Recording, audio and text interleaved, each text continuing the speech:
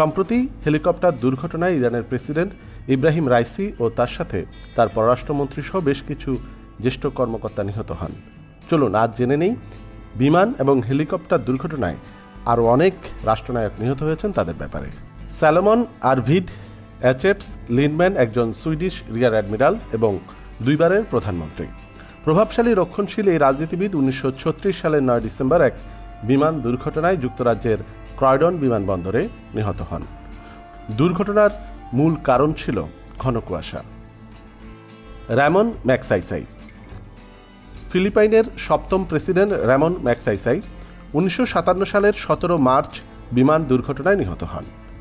এদিন 25 যাত্রী নিয়ে তাকে বহনকারী উড়োজাহাজটি দেশটির সেবু শহরের মাউন্ট মানুঙ্গালে বিধ্বস্ত হয়।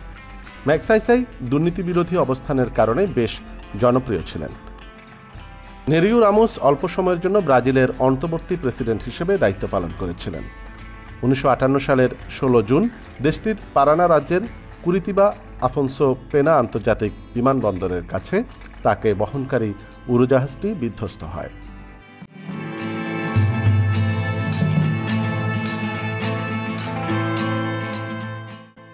ইরাকের দ্বিতীয় প্রেসিডেন্ট ছিলেন আব্দুল সালাম আরেফ। 1966 সালের 13 এপ্রিল বসরা শহরের অদূরে তাকে বহনকারী বিমান বাহিনীর একটি হেলিকপ্টার বিধ্বস্ত হলে তিনি নিহত হন। 1958 সালে দেশটির রাজতন্ত্র উচ্ছেদের বিপ্লবে তার গুরুত্বপূর্ণ ভূমিকা ছিল।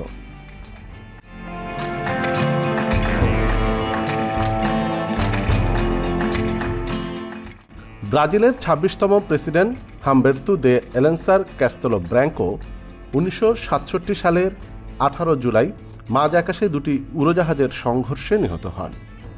সাবেক এই সামরিক শাসকের মৃত্যুর ঘটনা কেবল দুর্ঘটনা নাকি ষড়যন্ত্র তা নিয়ে এখনও মতবিরোধ আছে। আফ্রিকার দেশ গ্যাবনের প্রথম প্রেসিডেন্ট লিওন এম্বা 1967 সালের 28 নভেম্বর বিমান দুর্ঘটনায় নিহত হন। কেন্দ্রীয় আফ্রিকার আটলান্টিক উপকূলে তাকে বহনকারী উড়োজাহাজটি বিধ্বস্ত হয়।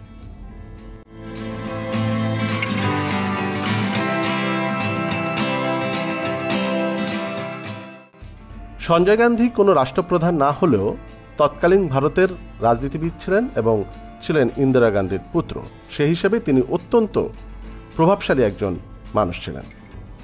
23 জুন 1980 তারিখে সকাল 8টার দিকে গান্ধী একটি অ্যারোবেটিক কৌশল সম্পাদনা করার সময় তার বিমান নিয়ন্ত্রণ হারিয়ে ফেলে এবং বিধ্বস্ত হয়।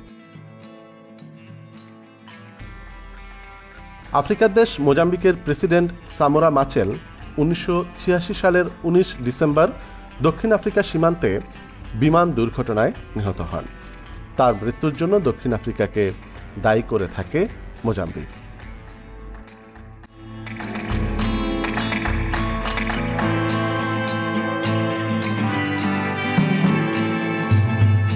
লেবাননের সবচেয়ে বেশিবার নির্বাচিত প্রধানমন্ত্রী রশিদ কারামি 1987 সালের 1 জুন হেলিকপ্টারে বোমা বিস্ফোরণে নিহত হন। বৈরুতে যাওয়ার পথে তার হেলিকপ্টারে একটি বোমা বিস্ফোরণ হয়। এতে তিনি সহ অন্য আরোহীরা নিহত হন।